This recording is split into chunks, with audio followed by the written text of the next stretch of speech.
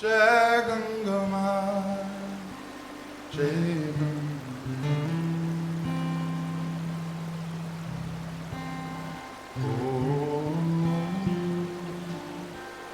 Jai Ganga,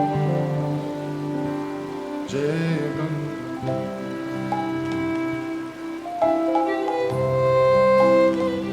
Four times. Jai Ganga Ma, Jai Ganga Ma.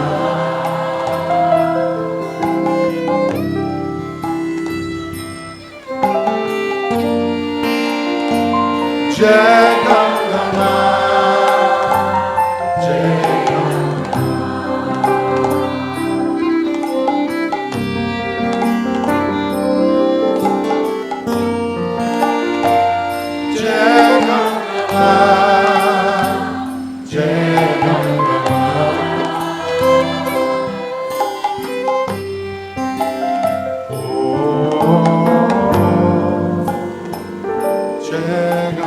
Ma. Here we go again. Back in Rishikesh at the beautiful Anandam ashram just above the Ganga.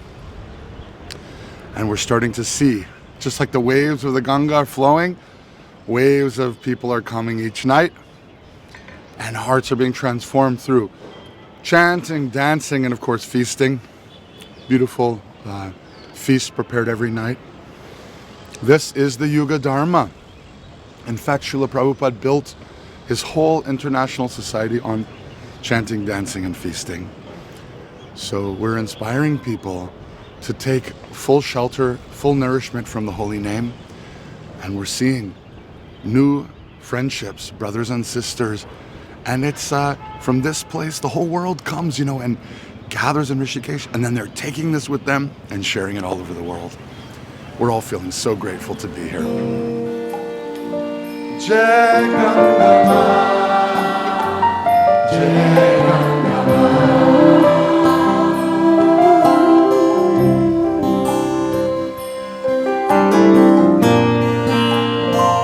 Jai Ganga Ma, Jai Ganga Ma.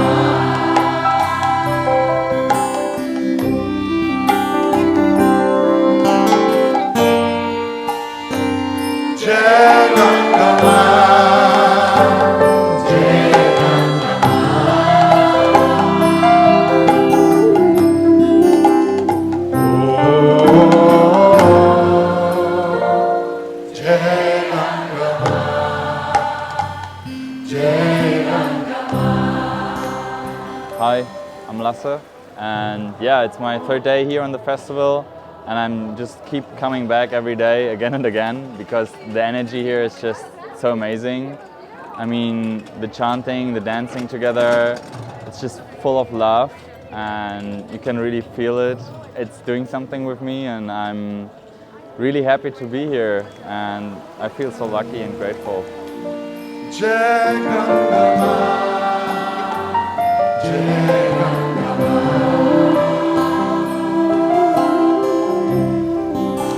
Some people say that Rishikesh means the locks, the kesha of the rishis, the dreadlocks of the rishis. And all these little ashrams along the Ganga's flowing. It's like the dreadlocks of the rishis. But actually the original temple, the oldest temple, the Bharat Mandir in Rishikesh, he calls it Rishikesh, the master of the senses. So for millennia, people have come here to let go of the attachment of their senses and to pour their attention and intention towards the Supreme Lord, the master of the senses, the goal of the senses. So here we are in this kind of valley surrounded by mountains. There are these beautiful flags always blowing in the wind. Mornings are chilly, but as the sun rises and people begin bathing in the Ganga, the town comes alive, and searchers from all over the globe come here, and many of them don't know what they're looking for. They come to this place searching, but what are they looking for? And just like Narada, he told Dhruva, you have to add mantra to your Ashtanga yoga and pranayam practice. He gave him the mantra, Om Namo Bhagavate Vasudevaya. In the same way we're saying to the people of Rishikesh, whatever your spiritual activity, please add mantra to your practice. Please begin chanting with ecstasy and with love the holy names of the Lord. And certainly here we are, on the banks of the Ganga. She's just below the ashram. We know she hears our prayers and the resonance of our vibration of the holy names, and we know that she's blessing us. We feel her presence. And even this morning, a few of us went down, bathed in the chilly waters, and came out refreshed and invigorated for another day of service.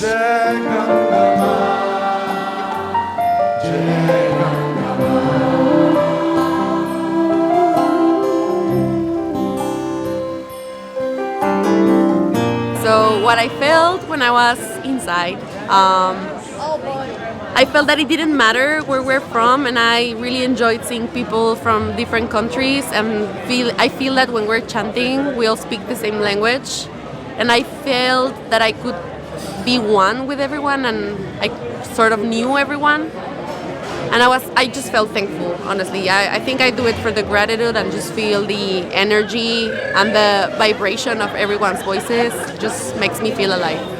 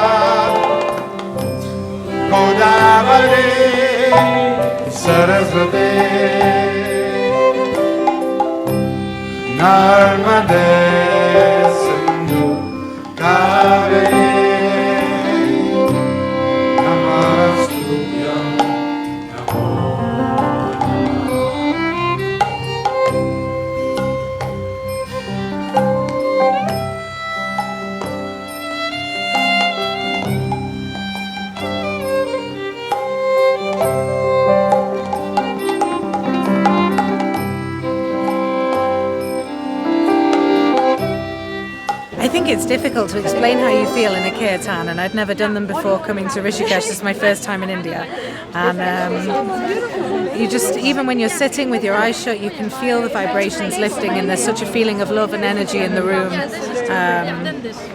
And I was quite nervous, to be honest, about all the getting up and dancing, but that kind of vanished and drifted away, and you get carried away with the lovely energy.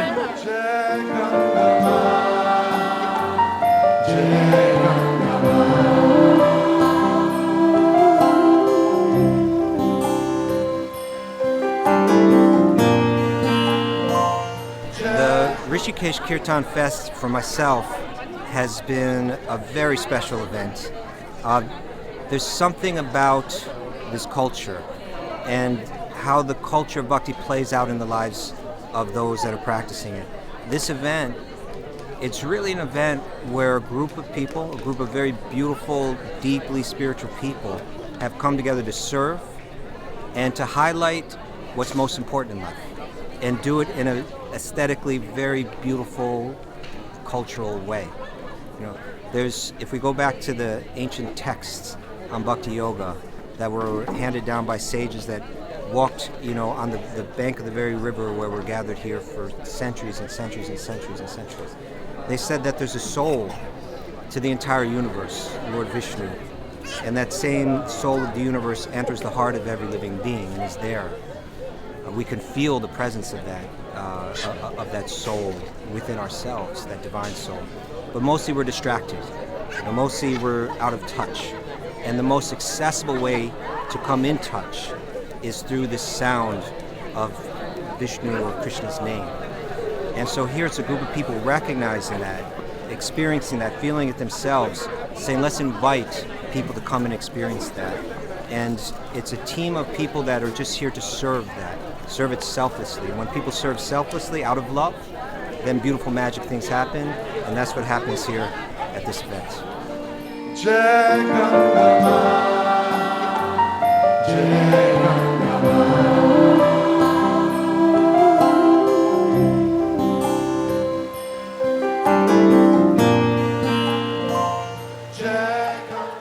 I was in one temple in South America many years ago, and now I'm here in India doing yoga and studying some classical Indian music. So So I was really positively surprised when a friend told me, you have to come here to the Kirtan festival. And it's been amazing. I've been here every night since it started, and it's just such incredible energy with all these professional musicians coming from all over the world, sharing their own faith and their own stories about how they view the world in such a good way. And the fact that it's all by donation offered, even the food here and the face painting, and women get some saris. I mean, me and my friends, we are pretty amazed, you know, what we can do as human beings coming together like this. It's beautiful. Everyone!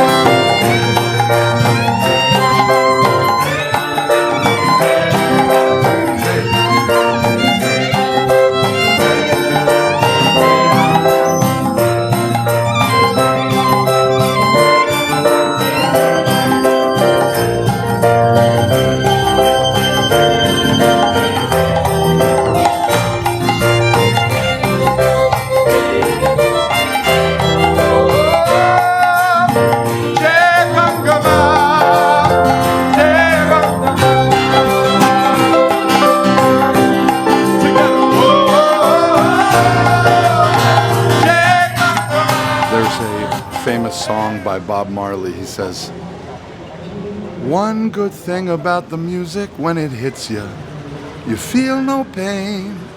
Hit me with music, hit me with music. So even just music, it uplifts the spirit. But when you chant divine names, when you cry out and call out to your source, that sound vibration, shoots out into the universe. And how can God ignore the cry of a heart, of a soul? For me, chanting is a way to transform any circumstance and immediately feel connected and reminded of who I really am. Become free from fear, free from anxiety. And to share that with the world is such a blessing.